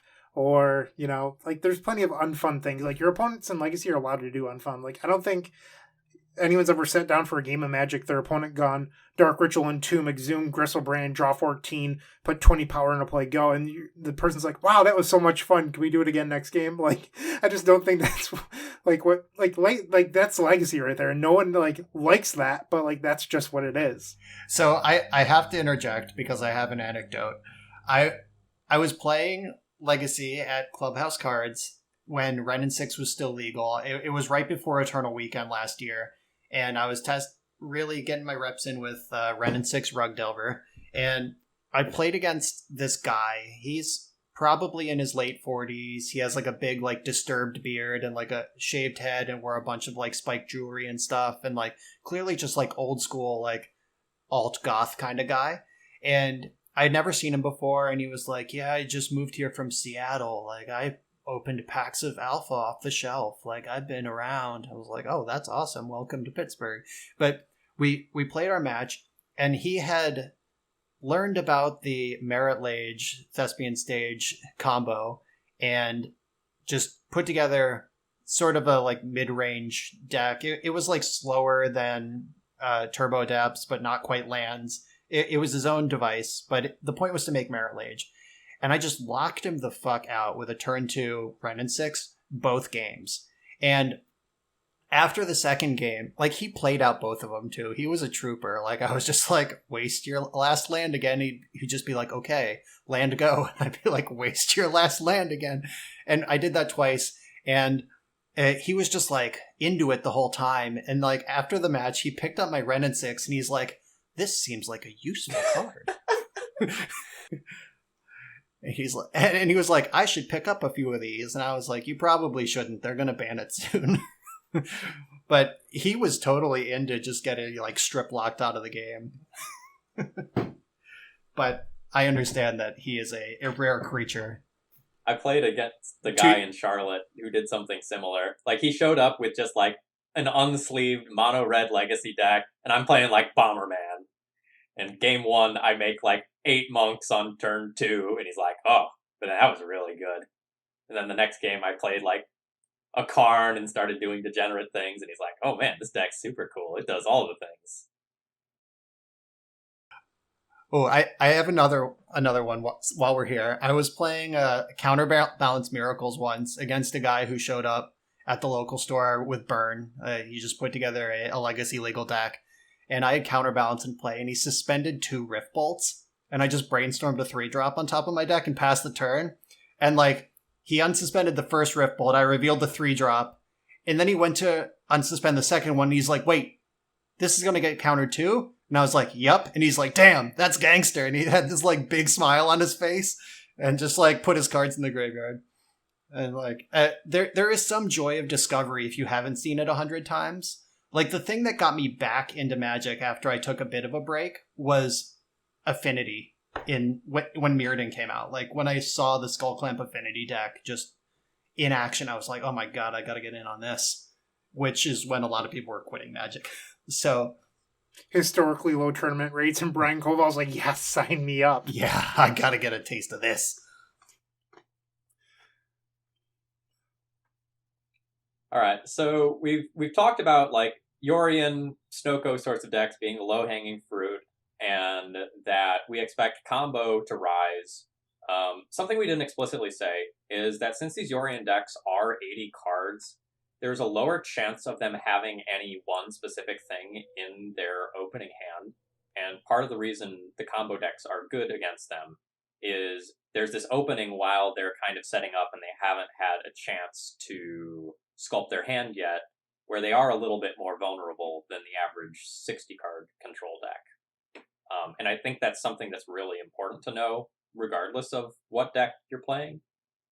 So, for example, if you're a Chalice deck, and you can jam the Chalice on 1 against them, like, by all means, go for that as quickly as possible before they have a chance to sculpt, because they have a lower chance of having Force of Will in their opener. Yeah, so I recorded a league with a Yorion control deck where I talked about that a little bit. And I had 2 Force of Negations on top of the 4 Force of Will, which I think is pretty standard. And if your deck size increased by 33%, but your force count increased by 50%, so you're like more likely to have a force, like one of 6 forces in your opening hand than one of 4 forces in a 60-card deck, but only slightly. So like, the math to have 1 force is pretty similar, but like you said with the sculpting, like that first brainstorm is less likely to find the second force or whatever. And the fact that you can't just overload on soft permission and sculpt to have it at the right time, like the Yorion decks aren't decks that get to play like Spell Pierce and Spell Snare and like Flusterstorm probably. Like maybe out of the board you get some Flusterstorms depending on the meta, but like a Delver deck that like they keep a hand with Force of Will against the combo deck, they brainstorm into like a Spell Pierce and a threat, and now they have like 2 layers of protection and they're beating down. The Yorion deck will never be able to do that. So, at least in my experience, a lot of these 4-color snow decks that became Yorion decks were already playing 6 forces. And I've seen a lot of these Yorion control decks playing 7. Like, they added in the 1 extra force for the 33 cards. And I haven't... So, on the epicstorm.com, under the data page, there's a chart breaking down all the mathematical percentages for forces. I haven't gotten around to doing the Yorion ones yet, because I just haven't. But, like, I'd like to actually see the math breakdown, because I think with 7, it's pretty similar. Like, it might be, like, a percentage or 2 lower, but it's going to be really damn close. So, what else do we expect to see moving forward? I think we kind of have, like, the level 1. It's Yorion and combo decks that are becoming more popular, but do you have thoughts on the positioning of other decks? So, with Luris being banned, that unlocks Stoneforge Mystic from the Shadow Realm. Though, I don't think the deck was never playable to begin with. Right. Right. So that was the gigantic caveat was I don't think Stoneforge Mystic is going to be good in the combo versus control. Like if like level 1 here is combo versus Yorion or Snowco, Stoneforge Mystic does a bad job splitting that difference. It is bad against both of those ends of the spectrum. So I still don't expect to see Stoneforge Mystic, even though it is technically back on the menu. I would expect a lot of creature decks to go down in playability, and we covered that a little bit with Plague Engineer coming back, and we're going to see more Dead of Winter. But if the aggro decks are all leaving the format, that's going to leave a lot of blue on blue mirrors and combo versus blue. And I think it's going to get a little bit of inbred. I think it's going to get a lot inbred. And I actually think that we might get inbred enough that, like, some of the blue hunters come out, and we end up seeing main deck Pyroblast decks, like Painter or something of that ilk, being totally reasonable choices. I played main deck Pyroblast last week. Oh, yeah. You're a madman. In Legacy? Yeah. Wow. Well, it kills Meddling Mage. That's stopping your Burning Wish from getting Tendrils of Agony. It does do and, that. What the crazier part is I am now leaving it in against non-blue decks because everybody and their mothers are all playing Mindbreak Trap, and it's a card that you can get that counters Mindbreak Trap with your Wishclaw Talisman. Oh, that's actually pretty neat. Yeah. Fuck Mindbreak Trap. I mean, And I was going to say, which one's worse? I feel like it's Null Rod. And Counterbalance. Alright, I'm done. For now. You'll come back to it. I'm here. Okay.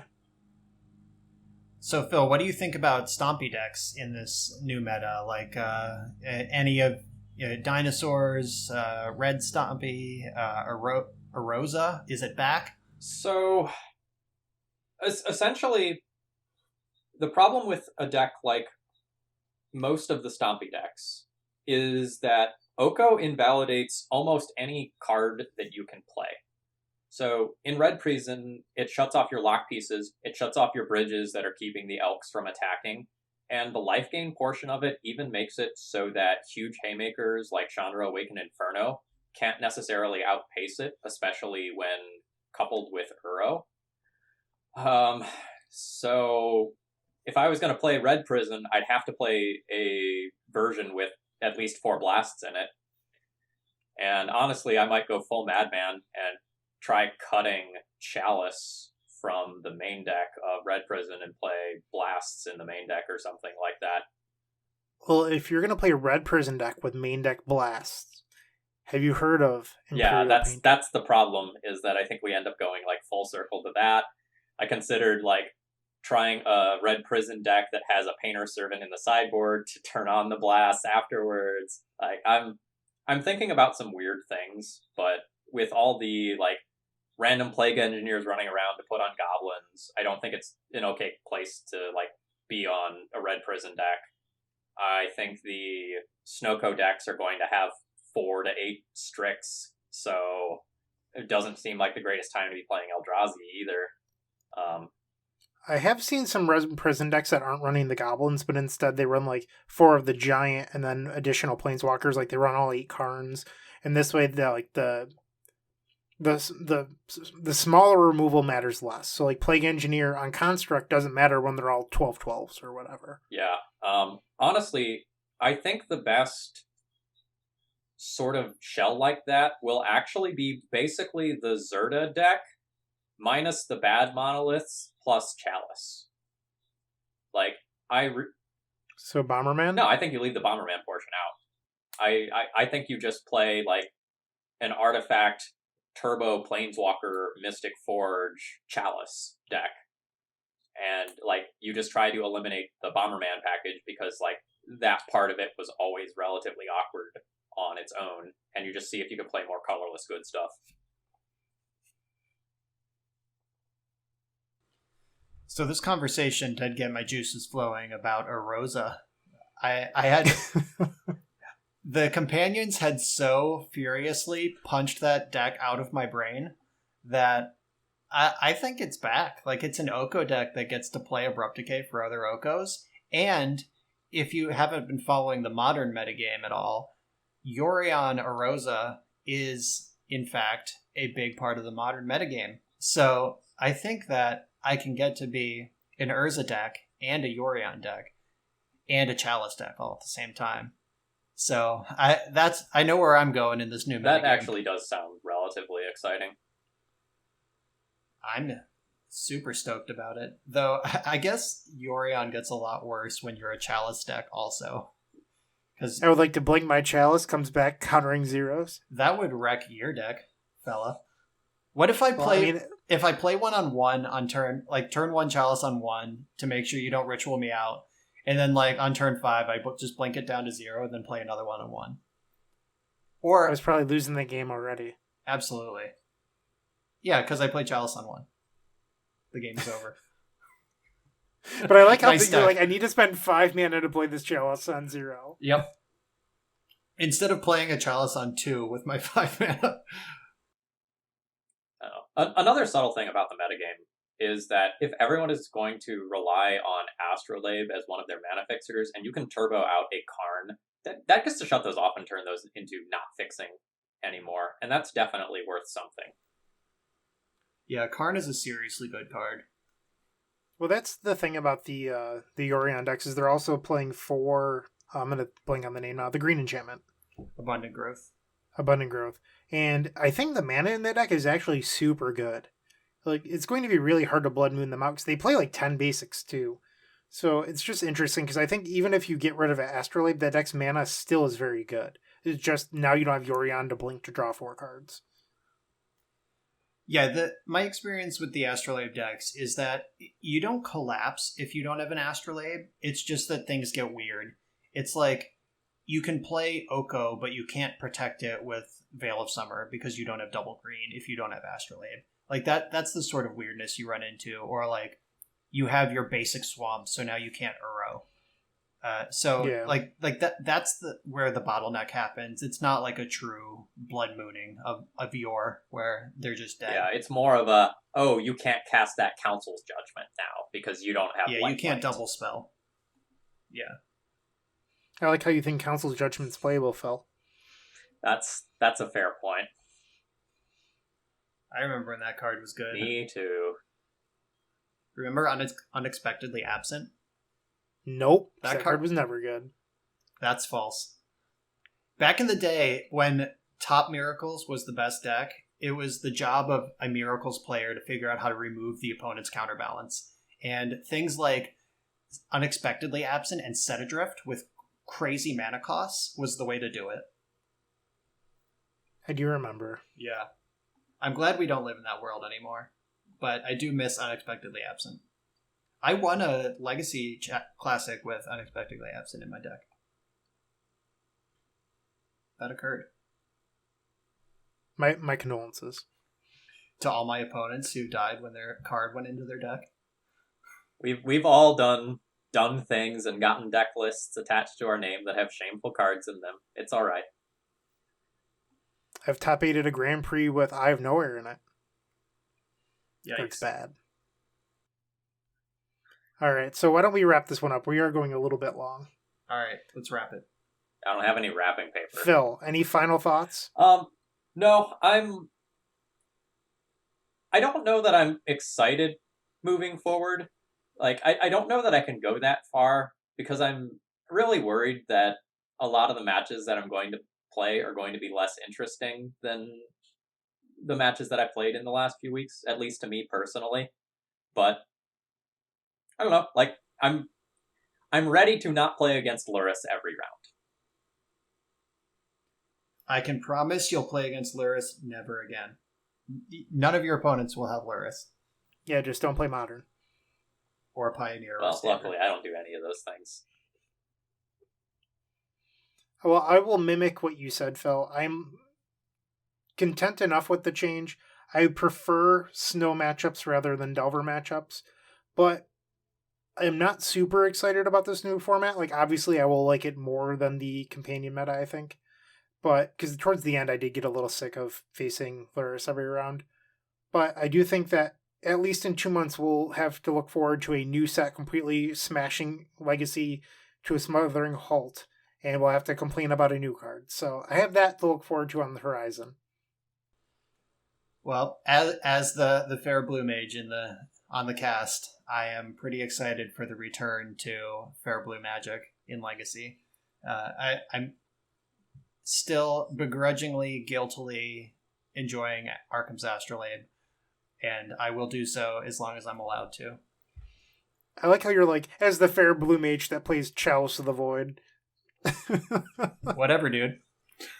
Fair is a relative term, really. Is there a fairer card than Chalice of the Void? It's symmetrical, right? It's not even like Teferi. It's like, all right, nobody's casting 1-drops. I just wish that you could Chalice check people online. That's all I want. That's all I want. How would that work? There's just like a random number generator attached to their elo. That's just like... I don't know. But like in paper, people miss their chalices all the time. You're like, Ensa brainstorm. They're like, yeah, dude. Yep. So I don't know. It'd just be nice if like online, if they at least had to remember their stupid fucking card and play. I know we're signing off. I'll shut up after my anecdote since we're on this. I once watched Richard Shea cast an Entomb into a Chalice on 1. The Entomb resolved. Richard chose to get Raven's Crime out of his deck, and then retraced it 3 times to shred his opponent's hand to nothing, and then pass the turn. Is he also playing Worm's Harvest? He might have. It was the Jund Depths deck back when that was a thing. But yes, that was the most savage Chalice checking I've ever seen. So there's a joke that my crew of friends from New York have whenever we would go to Star Cities, is whenever you got paired against like a Chalice player, you would like be like brainstorm, oh, where are you from? And your opponent would be like, yeah, dude, like resolve your brainstorm or whatever. And you just like ask them personal questions about themselves, and they would just completely forget about their Chalice because that's who Chalice players are. Sorry, Phil. Cedric Phillips wrote a tournament report once. It was like a PTQ or something during Zendikar Limited, where his opponent had there was like a reverse Soul Warden that's like whenever a creature comes into play, its controller loses a life, and Cedric like was like at 1 or something and just needed to make sure his opponent missed the trigger. So like he made up a story about every creature he put into play. He's like, this Baloth conquered so much territory for like territorial Baloth, and he just did that for every creature he put into play, and his opponent was just having such a good time that he never triggered the guy. So I'm glad to hear that was everywhere in the mid-2000s, by the way. That was just how you played tournament Magic. So I'm glad there's someone still out there joking about it, quote unquote, but totally doing it in reality. I love playing on Magic Online, where I don't have to worry about my opponents cheating. Just throwing that out there. Did you guys know that I was a subject of a genius or grifter conversation on Limited Resources? Do either of you listen to Limited Resources? I do not. I do not. All right. So they have a segment that they call Genius or Grifter, where they propose a situation or relay a situation they heard, and then Marshall and Luis decide if the person involved is a genius or a grifter. And one of my plays that I made in a tournament match was a genius or grifter. And what happened was I had Thoughtseized my opponent, and they had 2 Okos in their hand and like some other card, and I was like, oh, I guess and like Remand. It was a modern tournament. I was like, I guess I'll take the Remand since I have your Okos covered, and I put Pithing Needle on the stack, and they were like, oh yeah, that's pretty good. And I was like, I'll name your Scalding Tarn. And then they just didn't cast a spell for the rest of the game. And Completely fine. Yeah. Luis said I was a genius, and Marshall said I was a grifter. So for what it's worth, Phil, you used the word cheater there. I don't agree with that, because remembering your own triggers is not cheating. I was allowed to thinking chalice about check a totally people you different want. situation when I said that. Okay. Like, chalice checking is completely within the books. I know, like, more casual people in, like, the Leaving a Legacy group and the subreddit, I've seen threads where they're like, no, chalice checking should get you banned. That's not how tournament Magic goes. Like, if you want to ban your friend from your kitchen table, have at it. But if you're going to go sign up for a PTQ or a Star City or whatever, be prepared. Oh yeah, like I'm all about chalice checking. I am all about making sure your opponent is paying attention to the game. Like I am all about that sort of stuff. But it's just really nice to not have to sweat all sorts of angle shooting and all sorts of things like that when playing on Magic Online. I like it when you sweat, Phil. And we've come full circle to Phil sprinting through his neighborhood, glistening wet, wearing just boxer briefs. That's probably the a perfect pretty good place wrap to it end up. Yeah, I mean, we've peaked. Thank you for listening, everyone. It's been the Eternal Glory Podcast.